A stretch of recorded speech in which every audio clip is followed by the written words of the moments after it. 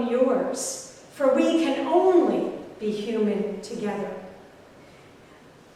I think we became most aware of that when we were raising our children, how often their needs came first for those of us that raised little kids.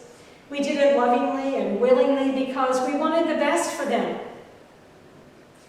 Or perhaps in our caring for loved ones who need our support. It's the right thing to do, and it just feels right, even when we're tired.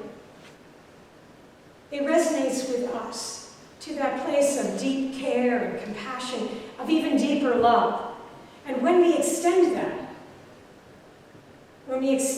beyond our own doorstep, if you will, to include others in our community and in the world, allowing love to be a driving force within us, our lives become increasingly full and filled with peace. It's a known fact. There is freedom in letting go of our need to be in the center, and rather create a circle of care and letting the needs of the world in. A sense of freedom, not because everything is right in the world, but because we have chosen to do our part in building harmony and justice where we can.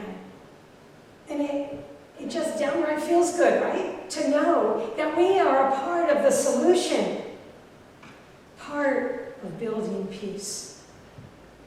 Of course, moving away from the I-centered life, stepping away from selfishness, as Dr. McKee would say, is not that we neglect our own needs, but rather we care for ourselves in such a way that fosters our good health and well-being. We serve the world best when we care for ourselves. Self-care and concern are different from selfishness. Our caring for ourselves while considering the needs of others actually feeds our souls, strengthens our sense of well-being, deepens our sense of purpose. And yes, in doing so, we actually save our own lives from negativity, from destruction, and from despair. This past Wednesday, as you know, marked the 23rd anniversary of 9/11. And most of us remember exactly where we were when we heard the news. Immediately, an outpouring of compassion followed that brought volunteers to help from our own country and from around the world. The world grieved with us. Lives were touched everywhere. But our differences didn't get in the way of coming together.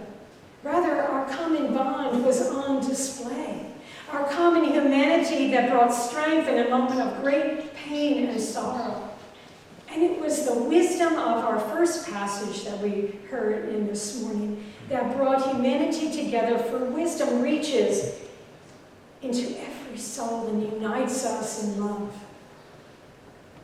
We need to seize upon our common humanity in these days of climate crisis affecting many of the most vulnerable people in our world.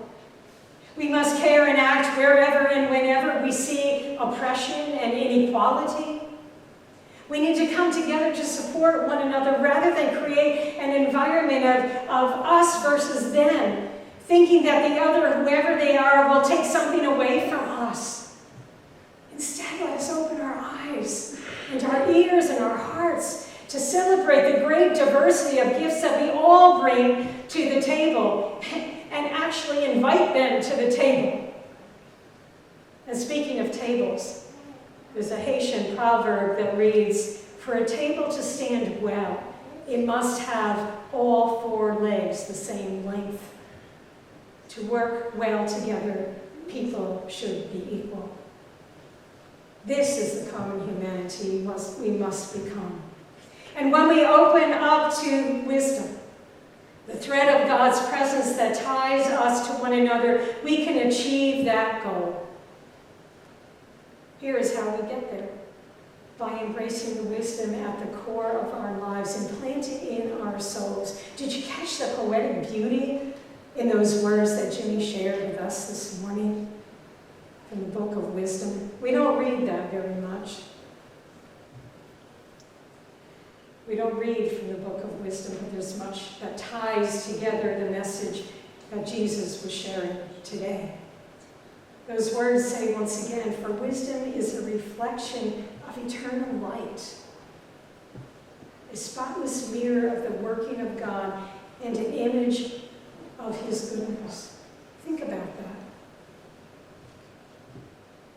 It goes on to say, for God loves nothing so much as the person who lives with wisdom.